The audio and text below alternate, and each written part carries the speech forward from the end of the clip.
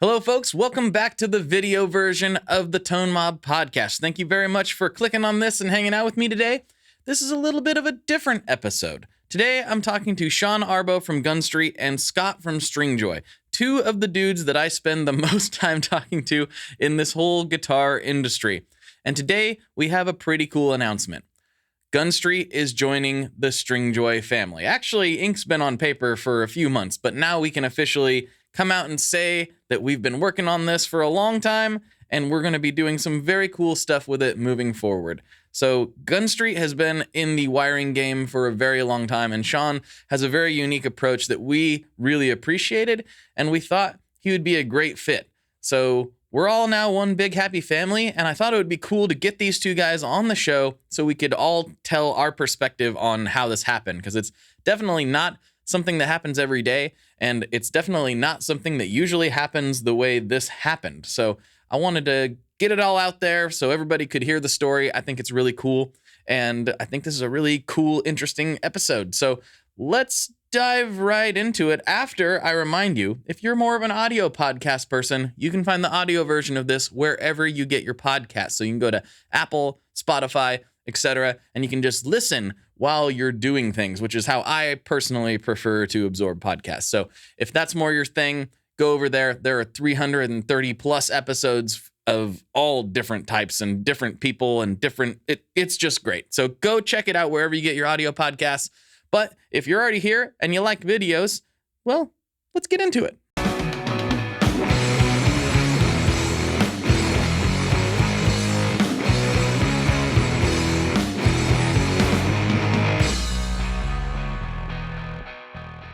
Hello, everyone. Welcome back to another episode of the Tone Mob Podcast, the show about guitar stuff, occasionally, sometimes. I'm your host, Blake Weiland, and with me today, I have two of my very best dudes, Scott Marquart and Sean Arbow of Stringjoy and Gunstreet. And we're all just one big happy family now. We kind of thought it would be fun to get you two on and tell the tale. What do you guys think? Sounds fun. I mean, it's kind of a long When tale. you call, Blake, I am wherever you ask me to be, right away, and for as long as you need me. I think it's like backwards of that, though. I feel like it goes the other way around. All of a sudden, you called me on a Monday, and the next day I was in Nashville folding boxes and stuff. So a little bit backwards. Sweeping up, miscounting things, taping up things, running printers that I don't know how to run. The whole 9 yards. It was. You did a great job. It was splendid. You're too hard on yourself. Somebody's got to be. Everyone else is too nice to me. So I thought it would be a good time to get both of you on, because now, like I said in the intro, we're all kind of one big happy family, and if this is people's first exposure to that, well, we'll try to tell the tale as best we can. But Gunstreet is a part of the Stringjoy family now, and I thought it was kind of an interesting story to tell, because it's a bit unusual, I think, for a bunch of people who would have never otherwise known each other to come together and all of a sudden realize how similar we are. Yeah, pretty much. Yeah. I thought maybe it'll be fun to unpack and try to figure out, how it happened. Because on our end, it's all been kind of natural and free flowing, but then you're like, how did this happen? And you're like, oh, well, that takes me, I have to go back 8 years to when I met Sean outside of a Vietnamese restaurant. Mm-hmm. Yeah, he was clutching up on me like it was his child. Yeah, so I think I will start with my perspective, because I feel like that might be the earliest stages. So I was already involved with with what company? Stringjoy by this point in time. That's when we were called String Boy. Oh, that's right. Yeah. Oh, yeah, we did. You were right the first time. That's right. I came in right around the time of the rebrand. That's why I'm so confused. I still feel like maybe going with the original name would have been a stronger play, but we've already been through that. So I want Stringman. Yeah, Stringman. But then we'd have to have Gun Boy. Oh, that would have been perfect. Oh. It's too late now. There's no way that could go wrong. I think I read that book one time. Gun Boy's new album, Street Joy. Hey, that actually seems like something that might exist. Probably. But I'd been doing the podcast for a few years. Scott and I had been working together in a lot of capacities, including on Stringjoy. And along comes somebody named Gunstreet Wiring Shop advertising on a podcast that I listened to, which was the Guitar Nerds podcast, which I became friends with those guys at a later date too. I thought that's interesting that a company from Bend, Oregon, specializing in guitar parts or guitar electronics, is advertising on a British guitar podcast, which is definitely one of the bigger shows in the genre. It was still just like, Bend, Oregon, that's interesting. And it wasn't too much later, and it was a fairly consistent string of advertisements, and it wasn't too much later that all of a sudden, if I'm remembering correctly, Sean, you appeared in my inbox, just like introducing yourself. And I thought, well, this is this company I've been hearing so much about from Mr. Joe Branton. I guess I gotta take this call. And I think that was one of those calls, not unlike Scott and I's first exposure to each other, where it turned into a very long walking around the neighborhood, climbing up in trees and hanging upside down whilst on the phone for 3.5 hours. And I feel like that's always a good sign when someone's A, willing to take that journey with me, and B, it's interesting enough for the both of us that we just kind of enjoyed the experience, I guess. And you came on the podcast. That was a really, really great episode. You actually came to the Shred Shed. I think that was maybe only the second in-person interview that I had done. And that was really well received. Yeah. Ironically, my aunt lives like a block from you. Yeah, that was small world. We took a tour around. You're like, my aunt's right over there. Then we went and ate pizza. It was a great experience. Yeah, I know, shocking. I took my guest out for pizza, but then we just seemed to talk a lot. You know, there wasn't very many people I could go through the business side of the guitar world with in the depth that I like to, besides yourself and Scott. And as the years went on, I'm kind of yada-yadaing a lot of this because it's just a lot of phone calls back and forth, getting to know each other better. You ended up moving to Portland and sponsoring the podcast for a very long time. And then I just had that realization. There's only two people I can talk to like this. It's Sean and Scott. So maybe I should try to get into some sort of relationship like I have with Scott, with Sean. And that's kind of where it left off. We had an opportunity to buy a bunch of pickup making equipment. Some of the Tone Mob followers will remember some sneaky posts I made about that back in the day when I had a winder here in the Shred Shed and all that. And that was Ken from Roadhouse Pickups so kindly, bestowing a bunch of pickup knowledge on me, which was probably not the best use of pickup knowledge transfer, and shown me how it worked and sold us all of his equipment basically, and some of his designs and knowledge as well, which was really, really cool. And that was right about the time Sean and I started talking more seriously about going into business in some way, shape, or form. Mm-hmm.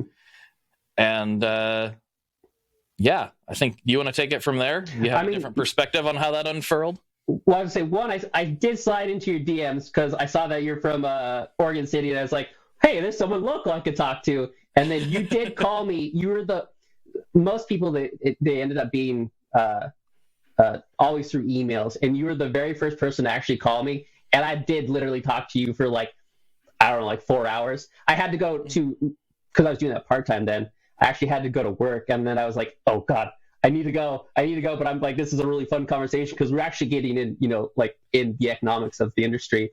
And then I was like, oh, and luckily you, I think, had another call. So that was my very first fun experience with you.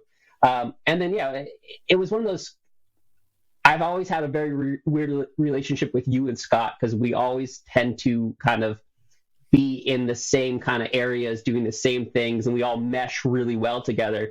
And about the time when you got the pickup stuff from Ken, I was getting into pickups, and well, I should say getting back into pickups. Originally, when I was a teenager, like a lot of people, what I did was, hand wind them. And if you know me, I have a little bit of a Hulk grip. So doing the hair thin winding it would take me 3 days to wind a single humbucker, to the point where I'm just like, I should probably wait to do that or find some better technology. And then I like the implication that anyone who knows you well enough will know that you have such a strong grip. It's unclear to me how that comes up in every relationship eventually. But my favorite response, anytime someone meets me in person, they go, wow, you're a lot taller than I expected. 6'2", I'm not that tall, but I am fairly tall. You are pretty tall. I actually forget that. Yeah, and so I'm tall. Before this job, I was throwing 40-pound boxes of liquor, doing it too much. I was very bulky. That's actually why I went into business with Blake, because I wanted to be the tall one. For I thought you just wanted the crest of his big arms. well, that's the bonus. Too. The wide, stubby little arms. Exactly. But yeah, the segue back, we ended up just talking because I started getting back into pickups as you started getting into with Ken stuff, and then it kind of blossomed from there. It's just that weird opportunity of our businesses collided, and we all kind of started talking in a way that it just made the most sense of kind of like the brand morals of our companies, like how obsessive Sky is about strings. I tend to be about wiring. It just made so much sense for us to kind of get into that way. Mm-hmm. And from my perspective, it's funny because Blake, you had told me about Sean a lot over the years before I had ever really talked with him. And the first time I remember talking with you, Sean, was at NAMM. We were at the Earthquaker NAMM party that always existed. And that was the year it was maybe like the Earthquaker / JHS / somebody else party at the Italian restaurant. Yeah. Mm-hmm. Where I was mostly out at a table with Jack DeVille all night. But I remember talking with you, Sean, about Michael Porter and some other, like very dry business books. Yeah. If you've ever been to a party like this, to anyone listening, is not what anybody talks about or has ever heard of in their whole lives. Typically, the the guitar market is famously not very businessy, which is one of the great things about it, I think. But I tend to be a lot more fascinated by that stuff, and it was cool to see that Sean very much is that way as well, and is really interested in just business outside of just like how much we love the guitar and the things that go into them and all that. So that was really cool to kind of get to meet Sean through that, and then just like you guys were saying, I remember Blake calling me up one day and saying, hey, this guy who's a listener wants to sell us like this pickup operation. Which hadn't really been in our minds, but we were like, oh, well, these pickups are awesome. And, he was being very generous with what he was kind of offering it to us for and willing to give us to help us get running. So we were like, okay, we'll just grab it and see where it goes. I don't know that we really intended to like start a pickup company. We were just like, how can we say no to this, right? Yeah. And then, after a little while of thinking, we were talking about Sean and what he was doing with wiring and starting to do with pickups again. We're like, whoa, anyone who knows how to install a wiring harness knows how to install pickups. And if they're already in there, they're probably thinking about, should I upgrade my pickups at the same time? Like, there just seems like a lot of kind of fit between these two things, offering really cool and interesting pickups as well as really cool and interesting designed wiring harnesses, and kind of making that a package deal for people. And certainly not to be like the synergy, business guy here, but like synergy. But one thing I noticed, right, is that most all the wiring harness companies in the industry, they might sell pickups, but they don't really make their own pickups, and vice versa, right? None of the pickup makers also offer wiring harnesses, and so it stands to reason, and I'm excited to kind of discover this in time, that innovating on one side can also kind of beget some innovations on the other side. We're making wiring harnesses that are designed to do things with your pickups that you haven't otherwise. For example, having a wiring harness that can help split coils alongside a pickup that splits coils really nicely and doesn't sound like butt when you split the coil could be really cool. And there's a million other ideas like this, but we're just super excited to kind of see where this all can go. And I think one of the things that really stood out to me about Sean and his approach, as he was saying, is we started our business almost entirely custom, and really kind of offering players the ability to customize their strings and all this sort of stuff. And it seems like what Sean's, been doing for customers has been an extension of that same thing, opening up new possibilities in their guitar that they maybe hadn't thought of, and giving them the opportunities to make their guitar sound and play and function the way they have in their head, which is really just the same kind of mission that we've been on a different side of the guitar. Yeah, I think it's worth noting too that I didn't emphasize enough this. I should have done this when I was weaving my side of the tale a little bit. The pickups that we're talking about, they're not just any regular, hey, I make PAF clones or something, which are great, and there's nothing wrong with that at all, and we will probably explore that in the future. But it was actually Ken from Roadhouse come to us, and he had a very unique set of pickups that didn't exist anywhere else in the aftermarket world, and they're in that blue guitar right back there, which has been like my number one for a long time, my Roni Oceana. And those have Ken's Roadhouse pickups. They look like humbuckers, but they are single coils, and they are rather unique single coils, and you can't easily get those anymore. So it was not just somebody who knew a lot about pickups. It was somebody who actually had a unique story to tell in the pickup world, and had been commissioned by other pretty large companies to do work for them on that side. And so it was an incredible resource to have just come out of nowhere. I can't thank Ken enough for, bestowing some of that knowledge on little old us. 100%. Yeah. And I mean, I think something that's so great is like the way Sean's brain works and the way he can process information and come up with new interpretations of things. Having that as like a really cool baseline to springboard off, like having a lot of what Ken was able to give us with some of these pickup types is like, okay, we can start there and then build on top of that. It's just really exciting for what we can do, I think, in the pickup world.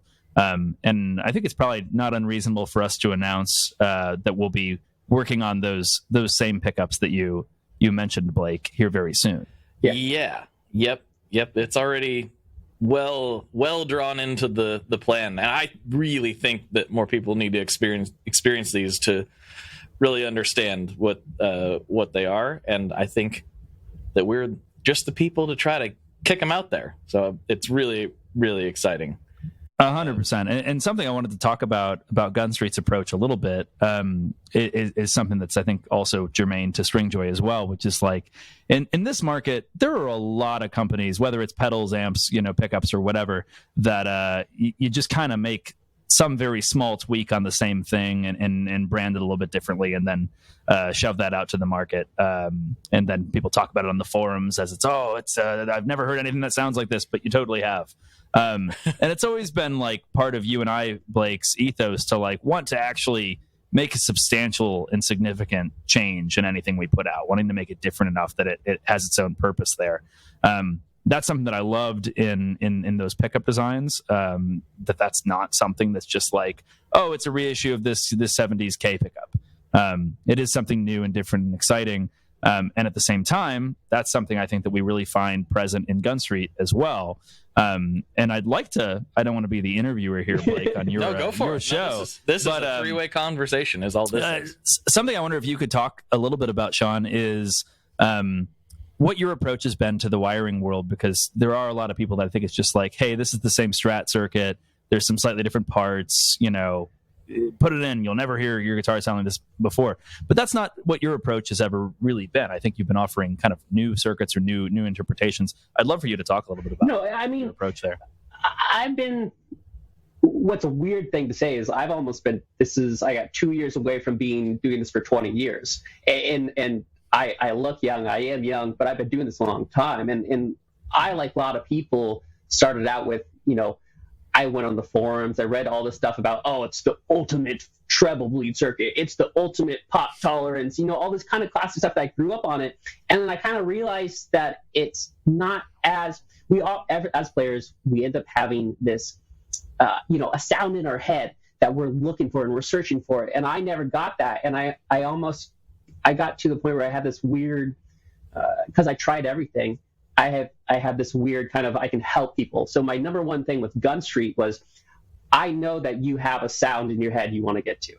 And I'm going to do my best to kind of get that out of you, to get that sound. So I'm not going to say, I'm going to upgrade you just by swapping out. Because sadly, what a lot of people in this industry, in this market do, is they're going to tell you it's an upgrade, which in a lot of times is a part for part copy. And that's not my goal, as in the sense that you're going to basically get the same similar sound. So with Gunstreet, we've always wanted to first educate you into how to use the right language to express what you want to hear, and two, just to kind of just try things. Well, what a lot of people don't realize is it's fun to just try new circuits. There's so many different ways other than doing that 50s vintage circuit that gets you that so-and-so tone, which isn't the full picture. But, you know, if you wire, I have guitars behind me that if someone else were to play, they would be like, that's unplayable. But to my ears, I love. I have a Mustang that right behind me that has you know, it's single coils, but I actually don't have any pots to it. It's just raw output. You wire it in series, so it's a super high output. I put adjust the phase with that. Again, it's just Gunstreet's number one goal is not to be the classic, oh, I'm just going to upgrade it because that's what I want. It's always to kind of just circuit design it in kind of to spread the gospel of try new things. Mm-hmm. Can you tell me more about what it's like to have a guitar with like no circuit? Like, is there still like what is still in there basically? Is it just wire hooked up to the output jack? It's push pull. It's an option. So I can have it. I can use, if I want to do a little bit clean. I have a push pull and it goes straight and you go through. You get the compression of the pot itself, and then when you take it off, there's no compression on the pickups. So you're getting the most unfiltered, especially with single coils, and where I would love to play with the Burnsides with these, is the idea that you get such unique kind of sounds that, especially if you plug it into a pedal, it just gets the most kind of like angelic. It's a wonderful sound. When it comes to like, again, we as players, we're searching for a set sound, and there's so many ways to get whatever you want from that. Wiring pickups in series is like a must for me. I can't not. If it's two humbuckers, I want them in series. I want double output. If it's two single coils, I want them in series. It's just you can't not have pickups in series in my own ear. That sounds to me like what we were talking about before. The mics went hot, so to speak, where you just need more gain. Right? More gain. You just need more gain, and then it'll fix any problems that you have. That's all it is, right? So I'll say this, and this is kind of segueing back to the idea of like why a lot of people don't have yet to experiment with wiring is the more kind of output, especially the low end side, it sounds great on distortion. Like you can drive a classic overdrive when you have those pickups in series, or if you don't want that and you can go the opposite spectrum, it's great to have those pickups out of phase with a fuzz. Like there's so much kind of subtleties you can play with that a lot of people just don't, they ignore it. They assume that the pickups are the full picture. Like that's, you change pickups, that's it. You know, the wiring, you just leave it and you do everything else. But what's really amazing about wiring as a whole is you can have the most wide, spectrum of what you want from your guitar. And I always get frustrated because it's always such an overlooked thing. Yep. Yeah, and it strikes me that it's like, you take your classic Stratocaster, and, on a general setup, you've got 5 different pickup settings, bridge and middle and neck, and then neck. But you can't go bridge and neck, and you can't go bridge and middle in phase or middle and neck in phase. Not to mention what you talked about, Sean, about potentially just bypassing things altogether or going series versus parallel.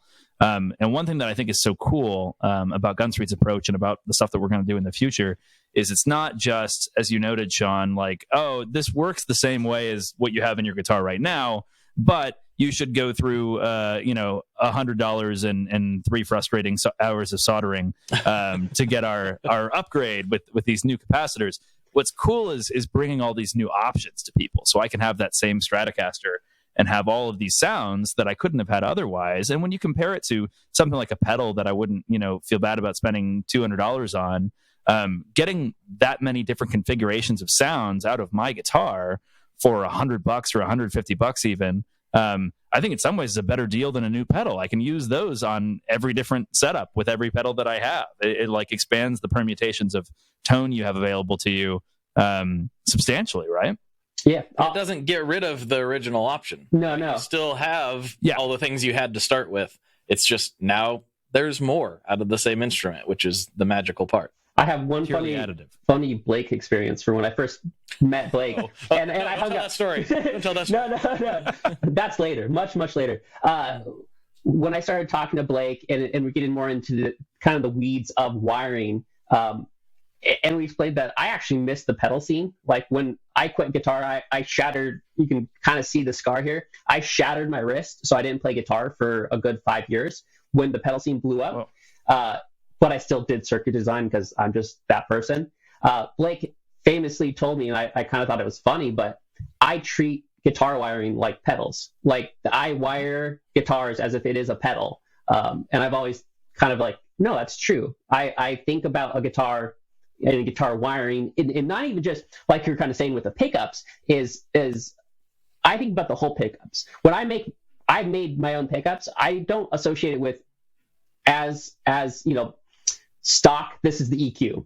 I think about, I'm probably going to want a coil cut or tune tap or whatever you want to do with it. I think about it as in the sense of the whole, the pickup is the engine. I'm also going to have to build the drive line. I'm going to have to build every little thing around it. And that's where, I would like to take, Gunstreet's going to probably go in the future, but I think that's where most people need to go in general. It is kind of taking an approach to what some people look at as just a blob of their guitar, as far as like, yes, the wiring does its thing, and breaking it down the way you would a pedal board is kind of what I meant by that. Like guitar players will look at their pedal board and they'll just obsess over each and every unit and where it is in the chain. And they really, a lot of people, especially people that listen to this show, understand that. And they understand like gain staging, and they understand that this goes after this because I want to achieve this. What they don't understand is the same things going on in the cavity of their guitar, because everything in there is selected to do a certain thing, and simply moving one component to a different place, especially when it comes to pickups, can completely change what you're playing. Yeah. Like changing the magnet location in a pickup, I had no idea it could change. It literally is a different pickup sometimes. And it's these subtle changes that look subtle when you do them, and then you plug in and you're like, that's not subtle at all. That's very drastic, which has been overlooked for a long time, I think. And a funny thing that strikes me is, a lot of people be like, well, Jimmy Page didn't need a Strymon in order to play live. And you're like, but he did need a customized wiring harness. That's true. Yeah. That's right. For those that don't know. Actually, briefly, just in case it's of interest to anyone out there, Sean, could you tell us about what like the Jimmy Page, wiring? I think it's probably the most famous it's the example of a customized wiring, what it does. Yeah, so it's the most famous, and the funny bit is he didn't even design. He didn't have a guitar. It's supposedly a Schecter design that he wanted to use in his '59 Les Paul. But basically, what it does is in the volumes you're gonna have coil cutting, and in the neck, it usually cuts the screw, and in the bridge, it tends to cut. So you have, I don't say cut the screw, but you have the screw pickup, and then in the bridge, you have the slug. So you tend to have some of the hum canceling, and then also in the bridge tone, you're gonna have out of phase. So just change that, and then in the neck tone, you're gonna have the series switch. So a lot of the things. The Jimmy Page circuit as a whole is what got me addicted to wiring, and it's a phenomenal kit. It's a pain in the butt from a circuit point because it's super complex. But if you like options and you like the idea of getting whatever sound, in one of our blogs, I famously said that imagine a guitar and it's a blurry picture. With the Jimmy Page kit, you can basically fine-tune it to get a very similar sound. Yep. And for the people out there that don't know, and Blake, I guess your listeners are all pretty, they know everything about everything guitar-wise. But what we're talking about there when we say they do. Screw versus slug, on a humbucker, you have two coils that come together out of phase. Am I right? Correct me when I'm wrong, Sean. This is your world more than mine. They're two coils, and they are wound in the same direction, but you're passing it through two polarity fields, which causes a hum canceling frequency. It's basically like out of phase, but kind of not. Similar. Okay, thank you. Yeah, you know more about these things than I, for sure. But yeah, so when you take one side and cancel out the other, you basically have something of a single coil sound out of a humbucker guitar, which a lot of people didn't know you could get with a humbucker, which is what's so cool about doing that coil tapping. That's what we call that. I just wanted to highlight that in case anyone's like, what on earth are you talking about? Coil cutting, coil tapping, coils. And we said the screw and the slug. If you're familiar with an open humbucker, you can see all those little screws in there. Those are screws. Which are magnets. The other side is slugs. Yeah. Which are, magnetized. Yes. So anyway, wanted to explain that slightly. But that's so cool. I honestly, I read about that in like Guitar World when I was like 13, but didn't there was not a Gunstreet I could have ordered that from back then. I would have been going to Radio Shack and being like, hi, how do I make my Les Paul sound like Jimmy Page? And they would have kicked me out. They would have said, well, son, you need to become Jimmy Page. Yeah, well, right. And maybe there's some truth to that. But that's so cool. And I'm curious what he used those individual sounds for. I've never really heard like a read up of like, on Black Dog, he'd always put things into series. I couldn't find any info. I bet you there's some, Zeppelin fans that are screaming at me saying like, oh, he did all this. Sure. From what I understand, it was mainly for his tour. It's usually because when they're recording, he could use whatever guitar he wanted, but in the tour, he'd always use a Telecaster. Recording. Yeah, and then in the tour, he can use that because you can get that really sweet, like twangy sound from that setup. Yep. I would assume it's like some of that early Zeppelin stuff, like Whole Lotta Love and stuff, that you really hear that like single coil sound on the recording. But I have no idea what I'm talking about, everyone out there. So I'm probably wrong. Don't believe me. I have heard a rumor that that Jimmy Page's Telecaster has sold more Les Pauls than any other guitar in history. That's probably about right. That's also true of Slash's Not Les Paul, Les Paul. That's right. Is it like a Tokai or something? No, he has a Max. A Max Custom. Oh, yes. Yeah. That's right. Yep. Wow. I did, because, again, we're the same. All of us are relatively the same age. And then after reading that same article, I did search out some guy on the internet, and that flopped in my face. But after getting that, I was able to I would try my hardest to get that Whole Lotta Love sound, which literally putting them both in single coil and out of phase. And you get close. You can get kind of close, but it's never right. It strikes me, though, that, as I look at the wiring world, to which I've been an outsider until very recently, so it's all a little fresh for me, but most of the wiring companies out there offer some iteration of the Jimmy Page wiring setup, but then all of their other wiring kits are just a drop-in replacement with no other functionality, which I find odd. There's not like nobody seems to make like a Black Dog for Strat that I have seen. I could be wrong. You could technically make it, but the key thing is the functionality of it, right? So you do want the two humbuckers. You do want that. Me being me, I have made mini kits for someone to put that same setup in a Strat, but it ended up being an HH Strat. But I mean, a lot of. But even that, I just mean like even just the series parallel or the in and out of phase. A lot of things don't seem to offer that. Well, it's a weird and. I'll be upfront and say I'm not the most technical. I know there's a lot of people who could wire me under the table, but for your average person who's let's hope not. Yeah, right. Oh no, that sounds terrible. If I disappear, it was them. I swear. But to your average seller who does this lot of stuff, they're like me 20 years ago, where they just search on the forum and they find random diagrams and they just kind of copy it. And a lot of times there's nothing wrong with that. That's literally how I started. But yeah.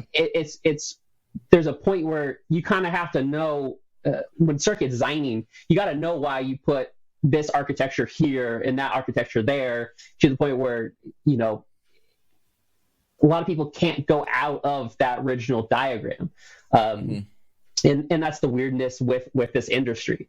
So there is people who definitely do it, but no one who probably sells it on a professional level. You could probably find a really good tech in some small area, but It's not too unlike the pedal world, in which, there are a million tube screamer variants, but there's not very many allowed to use, Wampler as an example. He just came out with the Phenom distortion, which is a completely original distortion circuit. There's a lot fewer of those than there are modified versions of things that are old or just straight up tube screamers that aren't even modified. And I love all of that. I'm a hopeless pedal addict. I want all of the pedals ever, but it is a lot less common to find somebody that, like Brian, you could say, I want an original circuit that does this, and he can give that to you, something that's never really existed before, versus finding old diagrams and just going off of that. Yeah, and I mean, there's nothing wrong with that. I will say one thing: if you're the person who likes to do just find random diagrams, online diagrams are like guitar tabs. They're very, very close, but if you don't have the know-how to find some of it, you're gonna it will work, but a lot of times it'll be just wrong enough that it's gonna be annoying. Yeah, that's me on this podcast. Yeah. Mm-hmm.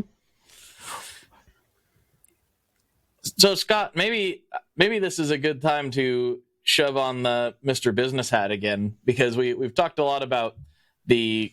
I don't have any hats around here. Oh man, I'm the only hatted man in here. But maybe this would be a good time to kind of segue a little bit away. Like we talked about, the principles behind the companies and the things that made sense on just kind of a personal level, the things that we all, hold dear as far as running a gear company goes. But I think for me, what made a lot of sense was me getting involved with Sean on a professional level. He's about at the same place business-wise as when I got involved with you. And from my perspective, I'm thinking, well, cool. This is not identical in any way, shape, or form, but it is in the same industry, and it's something that we all have a very good understanding of the end result of. And I feel like we can get through this process together much more fluidly and much more quickly than when you and I were kind of thrashing it out in the beginning, trying to figure out what guitar strings. What is this? What's a guitar string? Yeah, I mean that's kind of the funny thing. Reflecting on certainly the Stringjoy journey, is it's been a little over 8 years now, and it's kind of been being in a protracted version of business school, where certainly those first couple of years. You're just fighting tooth and nail to find anybody that will try your product and can buy it and hopefully become somebody to really kind of proselytize how good it is to other people. But then you grow and you obviously encounter new and exciting challenges at every step along the way. And we've been able to see those grow and adapt and change and kind of get through them. I mean, my general assumption is if I had to do Stringjoy again with what I know now, I think I could do it in 2 or 3 years to get to where we're at now instead of 8 years. But that's life. That's how it goes. That's how you're, that's how you learn things, right? And so kind of our calculation is that with where Sean was at, we could help accelerate that. And it's worth noting too, in case anyone has the wrong idea, that we didn't buy Sean out 100%. No, I wouldn't allow it. So it's not like that. Baby. Sean is not our corporate slave who does whatever we want. We are partners in it, which I think is important to know. But the idea was that I think we can bring a lot of wisdom to that side of things, and really just no, hey, here's what we did at this stage. Here's something we did wrong at this stage, and we should do differently this time. Yeah. Or here's something we wish we had known at the time. And there's a lot of those opportunities. And something that I think is kind of funny that a lot of people may not know is that Sean's actually run effectively a much larger business than we are right now. And so, well, Sean, I guess I should let you speak to that slightly. Yeah. So I'm in this weird thing where previous to this, I managed 2 very large liquor stores, and when I say liquor stores, most people think of your average corner store. That is far from the case. One, Oregon is a controlled state, so we aren't as rough and rowdy. But I had one store that I've seen Oregon get plenty of rough and rowdy. Well, that's true, especially around Blake's neighborhood. Basically, one store we had that we were actually the top 3 selling in the entire state. That's out of like 300 or 400 stores. We are doing anywhere from 12 to 18 million a year in sales. And then the other store is actually one of the largest square footage in Oregon, and that was probably another 8 to 12 million a year. So I have a very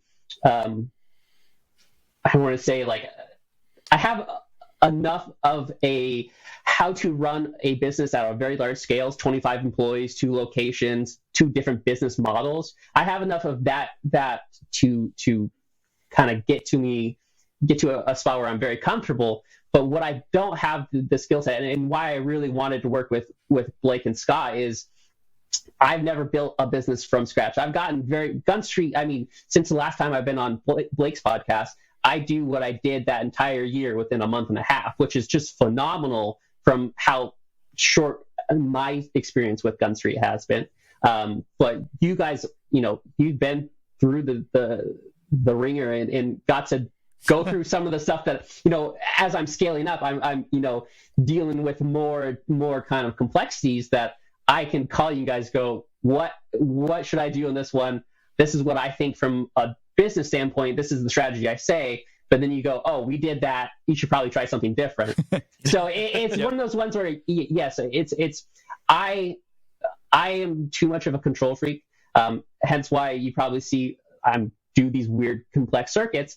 But I never wanted to have parents. I never wanted to have a parent figure to be like, you can't do this. I needed partners, because this market is a very complex market. This industry, I mean, it's really easy to say it's $8 in parts, right? But people don't take in consideration of how much complexity it comes to just making sure the product is correct, just making sure that the person is going to install it correctly and not destroy it and then claim it's your fault.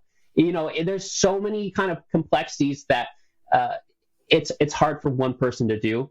And I wanted to work with people who, have experience in this and who have very great insights in general, that it just, again, it made more sense. Like we said earlier, I've literally talked for Blake like 5 hours talking about business stuff, just naturally, not like, I call him for help. It just comes out. Well, it'll be like, hey, did you see this one thing? Yeah, Fender did XYZ here, and that's kind of weird. And then that's where it starts. And then it's like, also conversion rates, huh? Yeah. It's also worth noting on the parts thing. I mean, strings are $1 in parts, but if I mail you a bag with a bunch of wire, you're not going to have a very good time. Yeah, just ball ends, different pieces of wire. I feel like it's weird that sort of argument gets tossed around more in like the pedal amp wiring space than it does in my world, but it's not too different. Like it's all in the expertise of designing something and the expertise of building something and building it right. I mean, hell, you can make a Gibson Les Paul for a couple $100.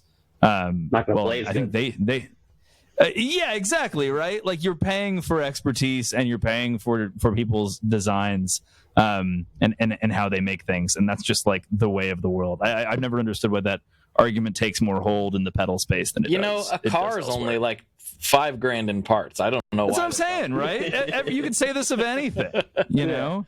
And if you want to do that and be Mr. DIY and everything, no one's stopping you at all. But most people don't do that. No, partly because it's a bunch of time, and you don't want to spend 6 hours every week making your set of guitar strings, or your wiring harness. I'd say, or 20 years learning about how circuit architecture works and why you 100%. wire a volume pot a certain way. No, I get it, and I don't want to belittle people who use that argument, which it's fine. I mean, you got to start somewhere, but it is a very complex thing. It's really easy to assume that this is an easy industry when there's so much complexity that makes it very challenging. Oh yeah, and I mean, again, anyone can do that if they want to. I've got one friend who every time we go out to eat somewhere, he can't really enjoy something really good because he's like, I could have made this at home for $1. And I'm like, well, there's no one stopping you. You didn't invite me over. But also, you probably can't. I'll give you $3 for you to make that for me. Yeah, I'm almost exactly, or else I'd be a customer. Yeah. I'm almost certain that you can't do that. Sorry. Well, and there's other things about the guitar market too, right? There's certain expectations that are set, and it's like, oh yeah, I could do that for however X amount of parts with any product. Every single piece of the guitar industry, somebody has said, well, that's not worth it because I could do that with blah blah blah blah blah blah blah. I could build that in my uncle's shed, and like that is the reality. Probably not. Could you bolt together a very nice playing parts caster? Probably, but it's going to take you a while to do. And you want to make sure that you're sourcing all the stuff, and like it's time that you pay for with these things. Everyone seems to forget that people get paid hourly to do things, and and everyone wants everyone to get compensated. But fortunately, labor's never been cheaper than it is now. That's right. Oh wait. Well, that's no, you're exactly right. Yeah. And if you want good people, it costs you money. Yeah, you want good people, and you want to take care of them appropriately, and all of that stuff, and that is all built into the thing that you make, and hopefully enough people enjoy that thing that you can continue to make that for other people moving forward. And it's just the parts argument has always been so silly because it applies to every business, like I'm sure this piece of paper I could make for fractions of a penny, but I don't own a paper mill. So we used to actually get that in the liquor store. We usually get the person who said, "Oh, I have my own still. I don't make any liquor. I just buy this because so and so wanted it." I'm like, okay, that's fine. But I mean, you're also not supposed to do that. But that's no, you can in Oregon. It's just small batches. You can? Yeah. Is that right? Just small batches. I can't remember the exact amount because I'm getting away from that industry enough to forget. But it's from the moonshining industry. Yeah, exactly. that's my great grandfather. Don't tell anyone. No, you can make it, and there's actually I know a lot of friends, especially in the craft scene, that did it for fun, and then all of a sudden they blew up and they started their own craft beers. And like my wife's friend was my just went off. My wife's friend works as she's one of the top RD distillers for, I want to say Riverside, one of the local ones that everyone loves. And it just, again, started out as a love, did really, really well, obsessed with it. And I think that's the one cool thing about, you can use that argument, and sure, but some people do blow up from that. Yeah, I guess that is the similarity between anything craft related. And Scott and I were talking about this yesterday a little bit, and like specifically in the guitar space, is you really have to love it. Otherwise, there's no real reason to keep beating your head against the wall in this industry. If you're just after just like all the Benjamins, you should really probably find a different niche to get into. But the reality is, the people who do well in this industry, by and large, there are a few exceptions, they love it. They love music. They love guitar specifically. They love rock and roll, or they love some aspect of it so much that they want to just shove their way into it, and they just don't really have a choice because their passion pushes them. And I think there's a few guys on this podcast that might know some. I can say that my dad thinks I'm crazy because I left a very high position business with, if I had stayed, be making 5-6 times what I'm going to be making, in the next probably 5 years, to do this. But it's something I really love. It's something I've always obsessed about. I mean, it's just, there's so much. I would rather do this and make little money than do anything else, because it's just all I know. It's all I can think about. 100%. Yeah, I wouldn't trade Stringjoy for a cement company that does 10 times the amount in revenue. There's just I know you stay up late thinking about cement and its properties. Mm-hmm. Sure. Well, if it had an application to guitar strings, I would. But that's what's beautiful about this industry, right? It's a bug and it bites you, and like there's just something so cool about kind of delivering a product to market that you've put all this time and thought into. And then, like logging in and seeing people on like the gear page, like talking about it and being like, this is all a sham. They're a huckster. Don't believe any of this. Anyway, sorry. That was.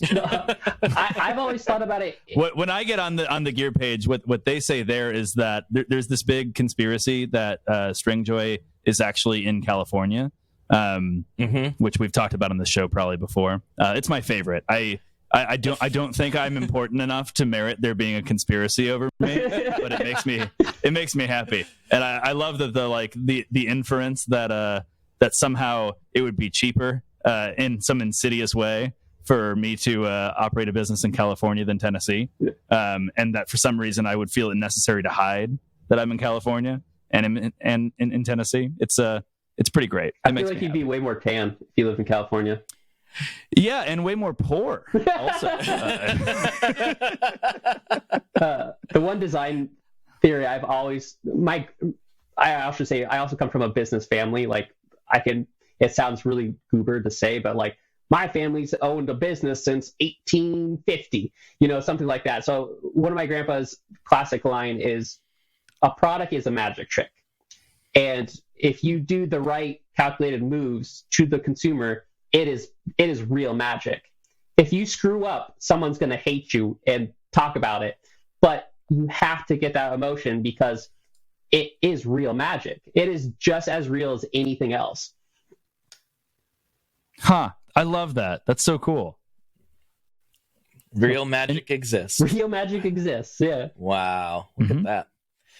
So we are getting close to the end of the episode, and I'm probably not going to go into the classic questions on this one since that seems a bit redundant, both of you. I hate pizza. But, yeah, you guys hate pizza. I know. I've seen it. But I do think it's probably worth maybe just kind of putting out there into the universe, even if it ends up in a slightly different form. Like, what do you... I know this sounds weird, me asking this of you guys since we talk about it so much, but for the public... what do you two see as the future here for Gunstreet as a company? And, what kind of roles are you planning on filling moving forward, both of you? Sean, you take the lead. I have always been very vocal about what my dream of Gunstreet is. And it's very, very big, is I really want to take wiring, not just Gunstreet, but just the wiring aspect of the industry out of the kind of really dated Stone Age and get it into again, Gunstreet I try to make a lot of educational posts so I can inspire people to learn more. And I would love to see it get out of this idea of these paper and oil capacitors sound so much better for that woman tone to the point where, if I use this exact value, I can circuit design and get it to have a lot of amazing people making a lot of cool and unique circuits. And that's where my goal with Gunstreet has always been, is take it into the place where I think it deserves, and creating custom circuits, kind of sounds that you don't usually get to have, and have you, the person, kind of be able to do that without, someone, pushing you along. 100%. On my end, just kind of echoing what Sean said, I think that one thing that is central with our approach is, like, if we go into a different area of the guitar world, we want to make something new and different and be able to make a substantial splash. People might not know this, but we've been propositioned a great many times from people wanting to buy our company, other players in the business and such. And the thing there is, almost every time we get the sense that their dream for it's a lot smaller than ours. They're like, oh, this is great. It's a nice little string company. And you're like, oh, no. We're not, 1/10 or barely 100th the company we want to be. We're growing all the time and want to really expand that. And so anyway, we take the same approach with Gunstreet. I think it'd be easy to look at this as this will be a nice little thing that we can sell to some of our existing customers and it'll accentuate it. But we want to change the way the wiring market works, the same way that Sean talked about. And I see huge opportunity in how we integrate pickups into that as well. how we can build pickups that have the ability to say, for example, coil tap very well, or do other things alongside wiring harnesses, so that we can not just own the things that you're actually manipulating and playing on the guitar, but also the parts of the guitar that pick up that sound and that filter that into what hits your amp. For us, it's just kind of expanding the areas of your guitar that we can touch, and the ways in which we can give you more options to really make that kind of sound your own. That was beautiful. Oh. Oh man, getting a bit misty over here. Well, no, guys, seriously, thank you so much for taking the time to come on and explain all this, because I know as soon as this goes live, people are going to be like, wait, what? Huh? Who? When? Why? Well, and that's we should actually probably address that briefly in terms of mechanics. So it's like we said, Gunstreet exists on its own accord. We're partners with it, and you'll hear about it from Stringjoy, here and there, but it's not a thing where it's like you can only buy Gunstreet through the Stringjoy website or anything like that at all. No. Gunstreet.co will be the main hub for everything Gunstreet, and you'll definitely hear us talking about each other when it makes sense. But in all ways, we want to be very, very respectful of the Gunstreet brand, mission, and ethos. So it's not in any way like it's just going to be like rolled in as Stringjoy wiring harnesses or anything like that at all. Yeah, I guess it's very important to note that while, now, as I said in the beginning, Sean and Gunstreet is a part of the family, it's still his show over there. Yep. We're not in his hair every day, just like, hey, what's this? Hey, what? Hey now. No. No. Like, it's very much still his thing. We just wanted to be there in an official capacity to be able to provide support and expand on what he's already doing. And that's really the whole goal. And if anybody's worried that all of a sudden, now it's all going to be stupid because Blake and Scott are involved. It's like, no, if it goes stupid, it's Sean. It's my fault. It's completely my fault. If anything goes wrong, at that point, it's me. We'll just share in the downside. Exactly. But to that point, if you ask Blake or I questions about wiring, we will sound exactly as dumb as we always would have. Yes. So don't do that. Mm-hmm. Exactly. I mean, we are learning very quickly, but Sean is the master. Yes.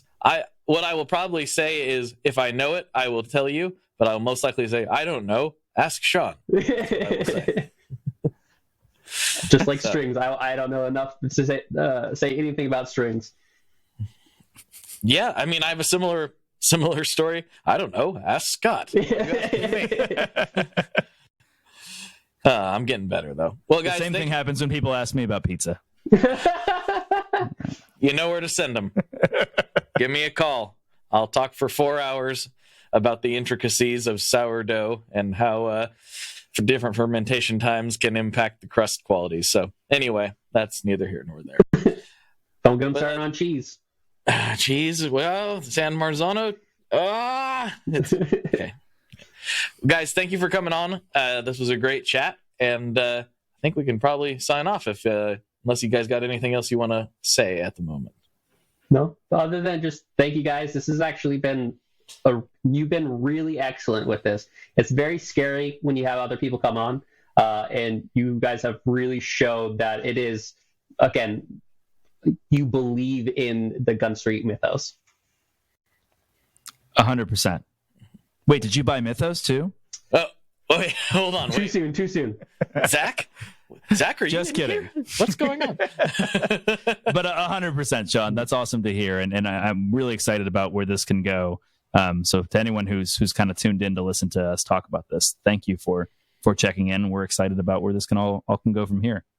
Yeah, sounds good. And thank you for having us over for yet another sleepover, Blake. Yeah. It's always nice to be here on the Tone Mob. Yeah, you guys can come on anytime at all. Talk about aliens. Right, Sean, I have to come bring a guitar over to your house. I screwed up the wiring in it. See you shortly. Yeah, exactly. All right, everybody. For Sean and Scott, this is Blake, and as always, folks, good luck and good tones. Alrighty, folks, I hope you enjoyed that episode. I hope that story was interesting to you. I think it's a really cool illustration of what happens when you just put stuff out there. Never in a million years did I think I was going to be doing what I'm doing in the way that I'm doing it. I had no idea I was going to be a partner in Stringjoy and now Gunstreet. I had no idea any of that stuff was going to happen when I first started this podcast. So just keep putting things out there into the world, and you never know where these things can lead. I guess it's probably worth mentioning, because there are just a few days left, we are still giving away a Gibson SG over at Stringjoy. So if you go to stringjoy.com, there's a little banner that talks about it, and you can click on that and figure out how to throw your hat in the ring. There are just a few more days left on that, so go over to stringjoy.com and check it out. Additionally, if you've got a guitar laying around you'd like to breathe some life into, make sure you go to gunstreet.co. Check out the offerings, browse around that nice shiny new website. It is looking rather tasty. Sean would love to help you out, and I would be stoked to hear from you if you do. Additionally, if you like this show and you'd like to help it stick around, you can go to patreon.com, where for $5 a month, you can get access to exclusive content, including an hour-long chat with Sean this week. And this one is really deep. We get pretty personal, and it's a really, really great chat. I think you're really going to enjoy it. And honestly, the $5 a month really goes a long way to helping me out. So thank you so much for everybody that does do that. Thank you for watching this. And you know what? I'll talk to you on the internet very soon.